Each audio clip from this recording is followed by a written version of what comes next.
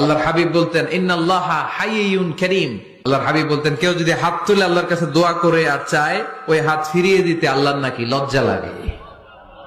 সুবহানাল্লাহ কইতে পারলেন না? আবার দোয়া যখন করবেন আল্লাহর নামগুলো উচ্চারণ করে দোয়া করবেন।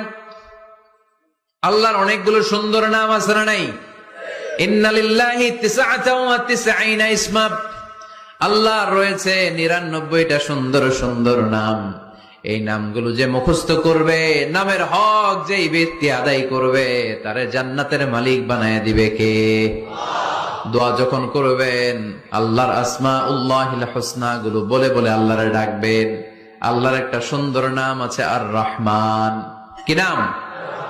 মানে দয়ালু। রহমান মানে কি? তিনি রহমান।